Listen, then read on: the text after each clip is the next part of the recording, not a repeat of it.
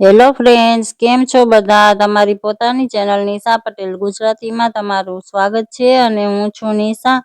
આજે આપણે બજાર જેવા જ એકદમ ક્રિસ્પી અને ખાવામાં સોફ્ટ એવા ભાવનગરી ગાંઠિયા બનાવીને તૈયાર કરીશું. એકદમ ઓછા ખર્ચમાં ડબ્બો ભરીને ગાંઠિયા બનીને તૈયાર થઈ જાય છે ફ્રેન્ડ્સ. પ્રોપર મેઝરમેન્ટ સાથે અને બધી ટિપ્સ સાથે મેં આ રેસીપી શેર કરી છે. પહેલી જ વારમાં તમારા ઘરે પણ સેમ આવા જ ગાંઠિયા બનીને તૈયાર થશે. તો આ રેસીપીને લાસ્ટ સુધી જરૂરથી જોજો. ચલો રેસીપી જોઈ લઈએ. તો એના માટે મેં આ પેકેટવાળો બેસન લીધો છે. ગાંઠિયા બનાવવા માટે પેકેટવાળા બેસનનો જ યુઝ કરવો ફ્રેન્ડ્સ. ઘરે આપણે ચણાની દાળ દળીને બેસન બનાવીએ છીએ, તેનો યુઝ નથી કરવાનો. હું આ બધા પેકેટમાંથી નથી બનાવવાની ગાંઠિયા, પણ એનું પ્રોપર મેઝરમેન્ટ તમને આપીશ ફ્રેન્ડ્સ. હવે બેસનની કોઈ પણ રેસીપી બનાવતા પહેલાં બેસનને ચાળવો બહુ જરૂરી છે. તો આ બેસનને મેં ચાળી લીધો છે. બેસનમાં ગાંઠો વધારે પડી જાય છે ફ્રેન્ડ્સ, એટલે આપણે એને ચાળી લેવો જરૂરી છે. હવે એને સાઈડમાં રાખી દઈશું અને આ એક બીજું બાઉલ લીધું છે મેં. હવે આમાં મેં આ તેલ લીધું છે ફ્રેન્ડ્સ, અડધી વાટકી તેલ છે. આ સિંગ તેલ લીધું છે મેં, એને આપણે આ બાઉલમાં એડ કરી દઈશું. તમે તમારા ઘરની કોઈ પણ વાટકી સેટ કરી શકો છો માપ માટે ફ્રેન્ડ્સ.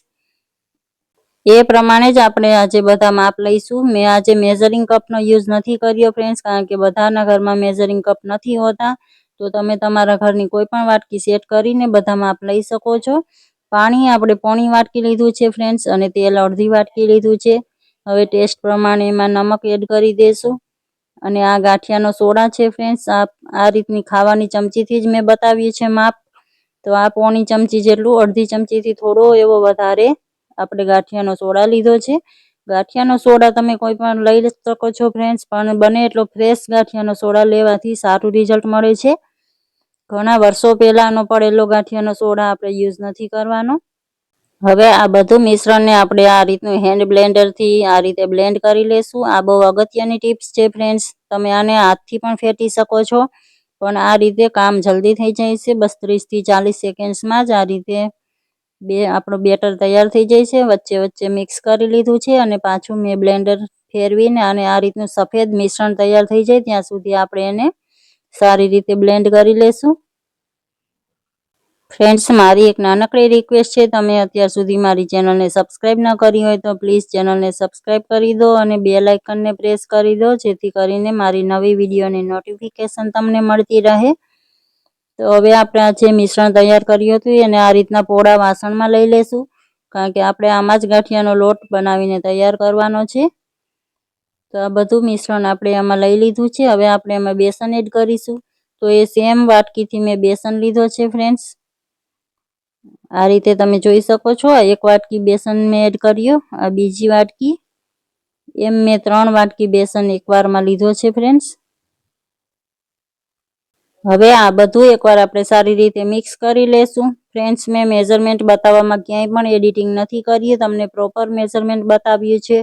અને આ રેસીપી મારી ટ્રાય એન્ડ ટેસ્ટેડ રેસીપી છે. મેં કેટલી વખત મારા ઘરે બનાવીને પછી હું તમારી સાથે આ રેસીપીને શેર કરું છું. હવે આ અડધી વાટકી મેં પાછો બેસન એડ કર્યો છે, એટલે કે ટોટલ આપણે 3.5 વાટકી બેસન લીધો છે. એને પણ એકવાર સારી રીતે મિક્સ કરી લેશું. અત્યાર સુધીમાં આપણે નમક અને તેલ અને આ ગાંઠિયાનો સોડા એટલી જ વસ્તુ આપણે એડ કરી છે ફ્રેન્ડ્સ. હજી આપણે આમાં મસાલા એડ નથી કર્યા. તમે આગળ આપણે જ્યારે બેસનમાં જે નમકને એડ કર્યું હતું ત્યારે જ બધા મસાલા એડ કરી શકો છો, પણ મેં એકવાર આ રીતે મિક્સ કરીને પછી બધા મસાલા એડ કર્યા છે. તો આ મેં હિંગ લીધી છે, અડધી ચમચી જેટલી પણ થોડી ઓછી એટલી હિંગ છે. અને આ કાળા મરી છે અધકચરા ક્રશ કરેલા, અને આ અજમા છે નાની 1 ચમચી જેટલા, એ પણ આપણે આમાં એડ કરી દઈશું. કાળા મરીની બારીક ભૂકીને બદલે આ રીતનો અધકચરો કરેલો પાવડરનું ટેક્સચર બહુ સારું લાગે છે ગાંઠિયામાં. હવે આ બધું આપણે એડ કરીને આ લોટને સારી રીતે આ રીતે તમે જોઈ શકો છો. આ રીતે આપણે લોટને એકદમ મિક્સ કરવાનો છે. 5 થી 10 મિનિટ માટે આપણે આ પ્રોસેસને કરીશું. આનાથી જ ગાંઠિયા એકદમ સોફ્ટ, હલકા પોચા રૂ જેવા અને બહારથી ક્રિસ્પી બનીને તૈયાર થાય છે ફ્રેન્ડ્સ. બેસન હાથમાં ચોટે છે બહુ ફ્રેન્ડ્સ, પણ આપણે આ રીતે એને મિક્સ કરતા જઈશું અને વાસણમાંથી પણ આ રીતે બેસનને અલગ કરતા જઈશું. તો આ આપણો લોટ બનીને તૈયાર થઈ ગયો છે, તમે જોઈ શકો છો. હવે આપણે ભેગો કરી લેશું લોટને. હવે લોટ આપણો ગાંઠિયા બનાવવા માટે તૈયાર છે. હવે આ ગાંઠિયા કાઢવા માટે મેં એક વાસણમાં કિચન ટીસ્યુ રાખીને તૈયાર કરી લીધું છે. અને હવે આ ગાંઠિયા પાડવાનો જારો લીધો છે મેં. એને પણ આપણે બંને સાઈડ તેલ લગાવી લેશું. તમારી પાસે જારો ના હોય તો આ ટાઈપના કાણાવાળી જે જાળી આવે છે એનાથી તમે સંચામાં પણ ગાંઠિયા બનાવી શકો છો ફ્રેન્ડ્સ. સાઈડમાં મેં તેલ ગરમ કરવા માટે રાખી દીધું હતું. ગાંઠિયા બનાવવા માટે તેલ થોડું વધારે આપણે ભરવાનું છે ફ્રેન્ડ્સ કઢાઈમાં. એકદમ ઓછા તેલમાં ગાંઠિયા નથી બનાવવાના, નહીંતર એ આપસમાં ચીપકી જશે અને એનો સારી રીતે શેપ નહીં લે ગાંઠિયા. હવે આ રીતે થોડો લોટ આપણે હાથમાં લઈશું અને જારા ઉપર આ રીતે ઘસવાનો છે. તમે હથેળીના પાછળના ભાગથી પણ ઘસીને ગાંઠિયા પાડી શકો છો ફ્રેન્ડ્સ, પણ મને આ રીતે બનાવવાની આદત છે તો હું આ રીતે આંગળીઓથી ગાંઠિયા પાડું છું. આ રીતે ઘસતા જઈશું. તમે આ રીતે હથેળીથી પણ ગાંઠિયા પાડી શકો છો ફ્રેન્ડ્સ. આ પ્રોસેસ થોડી ઝડપથી કરવાની છે અને કાળજીપૂર્વક કરવાની છે ફ્રેન્ડ્સ, નહીં તો જારો ગરમ થવા લાગે છે અને આપણા હાથ દાઝવાનો ડર રહે છે. તો આ રીતે ગાંઠિયાનો એક બેચ મેં બનાવી લીધો છે ફ્રેન્ડ્સ, તમે જોઈ શકો છો. અને આપણે તેલમાં મિક્સ કરી લઈશું અને અલટ પલટ કરીને ફ્રાય કરી લઈશું. ગાંઠિયાને ફ્રાય થવામાં ટાઈમ નથી લાગતો ફ્રેન્ડ્સ, 1 થી 2 મિનિટની અંદર એક બેચ ફ્રાય થઈ જાય છે. તેલના બબલ્સ બનવાનું ઓછું થઈ જાય ત્યારે તમે સમજી શકો છો કે ગાંઠિયા આપણા ફ્રાય થઈ ગયા છે. આ રીતે અલટ પલટ કરીને ગાંઠિયાને સારી રીતે આપણે તળી લેશું. અને હવે આપણે જારાની મદદથી ગાંઠિયાને કાઢી લેશું.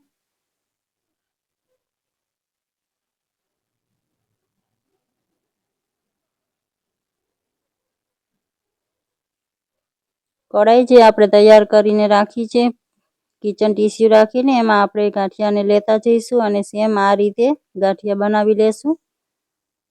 ફ્રેન્ડ્સ, ગાંઠિયા તળતી સમયે તેલને સારી રીતે ગરમ કરી લેવાનું છે અને પછી ગાંઠિયા પાડતી વખતે આપણે ગેસની ફ્લેમને લો કરી દેશું. અને આ સેમ રીતે આપણે બધા ગાંઠિયા બાળીને તૈયાર કરી લેશું. વધારે તેલ ગરમ ન હોવું જોઈએ ફ્રેન્ડ્સ, નહીંતર ગાંઠિયા અંદર એડ કરતા જ તરત જ લાલ થઈ જશે. ફ્રેન્ડ્સ, આપણે ગાંઠિયા ક્યારેય ન બનાવ્યા હોય ત્યારે આપણને આ કામ બહુ મુશ્કેલ લાગતું હોય છે કે આ કંદોઈની જેમ આપણી કીધે ઘરે ગાંઠિયા ન બને. પણ તમે એમ વિશ્વાસ કરો ફ્રેન્ડ્સ, એકવાર તમે આ રીતે ટ્રાય કરશો તો તમને એકદમ મુશ્કેલ નહીં લાગે આ કામ. તો આ રીતે એકવારમાં આપણે થોડું થોડું જ મિશ્રણ લેવાનું છે ફ્રેન્ડ્સ લોટનું. બહુ વધારે પડતા ગાંઠિયા એકવારમાં નથી પાડવાના આપણે, એ વાતનું ધ્યાન રાખીશું. તો આ રીતે બધા ગાંઠિયા બનાવીને મેં તૈયાર કરી લીધા હતા. આ તમે જોઈ શકો છો આપણા 3 વાટકી નાની એવી વાટકીમાંથી કેટલા બધા ગાંઠિયા બનીને તૈયાર થયા છે ફ્રેન્ડ્સ. આને તમે એરટાઈટ ડબ્બામાં ભરીને 15 થી 20 દિવસ માટે સ્ટોર કરી શકો છો. ક્યાંય પણ સફરમાં જવા માટે પણ લઈ જઈ શકો છો ફ્રેન્ડ્સ. અને ઘરે પણ ચા સાથે આને એન્જોય કરી શકો છો. તો ફ્રેન્ડ્સ, તમને મારી આ રેસીપી સારી લાગી હોય તો લાઈક કરી દો અને તમારા ફેમિલી અને ફ્રેન્ડ્સ સાથે શેર જરૂરથી કરજો અને કમેન્ટ કરીને જરૂરથી જણાવજો. Thank you for watching.